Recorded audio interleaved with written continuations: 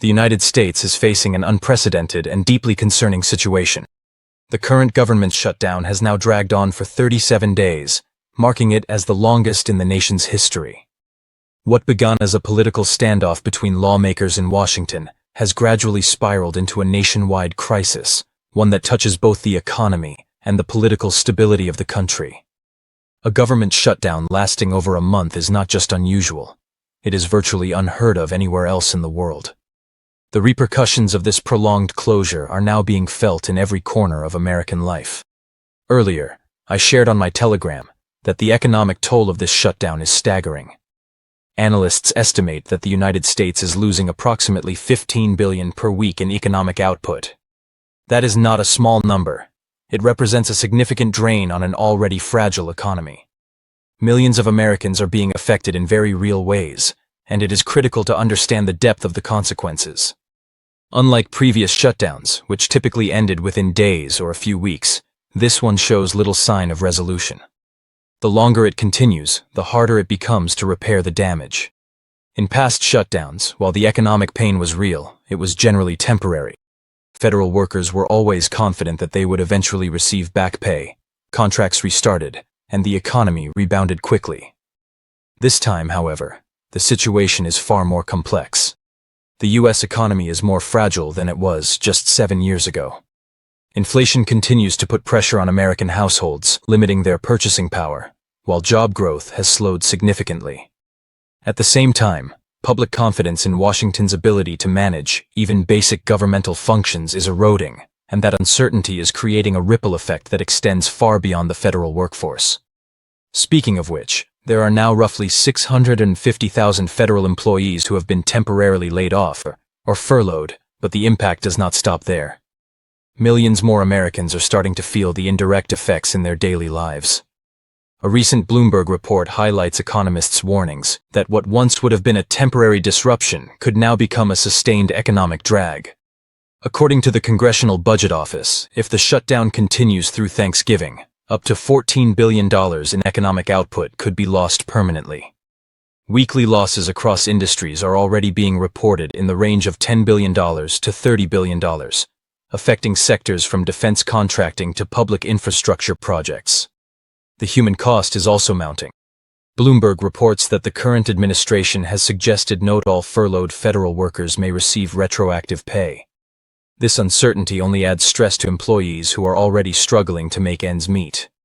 Meanwhile, the official unemployment rate is likely to rise from 4.3% to 4.7%, as tens of thousands of federal workers are technically classified as unemployed. The fallout is widespread. Private contractors who rely on federal funding are experiencing project delays and are being forced to consider layoffs.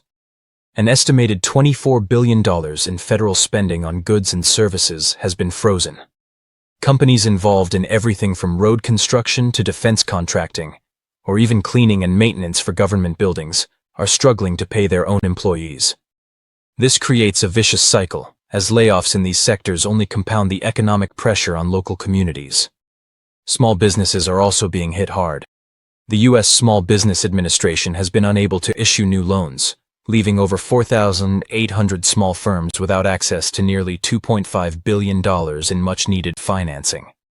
These are not just numbers, they are restaurants, manufacturers, service providers, and other small enterprises that form the backbone of local economies. Without support, many of these businesses may face closure, leading to even more job losses and a slowdown in economic activity. The U.S. Chamber of Commerce has stated that the impact is beginning to pile up, warning that the functioning of businesses, large and small, depends on the government operating effectively. Even the nation's transportation system is not immune to the shutdown's consequences. Airports across the country are reporting delays due to overworked and unpaid air traffic controllers. Some of the busiest travel hubs in the country are struggling to maintain operations, as morale among essential workers plummets after more than a month of working without pay. Passengers are feeling the effects firsthand, from canceled flights to longer wait times, and the uncertainty surrounding the shutdown only adds to the stress. In short, this is no longer just a political issue. It is an economic and social crisis that touches every American in some way. From the federal workforce to private contractors, from small businesses to major infrastructure projects, The effects are multiplying every day. The longer the shutdown continues, the harder it will be to recover. And the longer Americans go without a functioning government, the greater the risk that temporary disruptions will turn into permanent setbacks, leaving long-lasting scars on the economy, public trust, and the daily lives of millions of citizens. It's deeply concerning that air traffic controllers, whose work literally keeps the skies safe, are being asked to work under extreme stress without pay. These are highly trained professionals responsible for millions of passengers every day, and overworking them isn't just unfair, it's dangerous. Yet while their voices are struggling to be heard, the shutdown is hitting the most vulnerable Americans even harder, families who rely on federal assistance to survive. Take the Supplemental Nutrition Assistance Program, or SNAP, for instance. This program feeds more than 42 million people across the country, including children, seniors, and working families. But right now, it's running dangerously low on funding. The government has promised partial payments for November, but those funds may take weeks to reach people who need them immediately. Food banks are bracing for unprecedented demand. In North Texas, the local food bank has said it barely has enough supplies to make it through the year. If SNAP benefits are delayed, millions of low-income families will face a truly difficult holiday season. Thanksgiving, a time when families traditionally gather around a table filled with food, could become a stark reminder of what it means to go without. Small businesses and local economies are also feeling the ripple effects. When families don't have access to nutrition or basic resources, they spend less in their communities, which impacts local shops, restaurants, and services. The stress doesn't stop there. Head Start, the program that provides early education and childcare to children from low-income families, has been hit hard. Funding cuts have left over 8,000 children without access to their centers. Parents who rely on these services are left with impossible choices.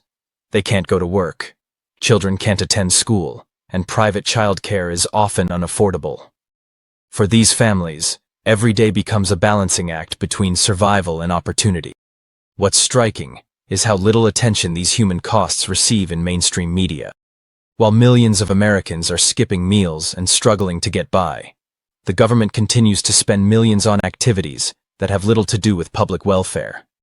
Just days ago, a nuclear ICBM test was conducted on November 5th, and U.S. carriers and troops are being positioned near Venezuela in maneuvers that are aggressive rather than defensive. Millions are going hungry at home, yet our resources are being directed elsewhere. The disconnect is staggering.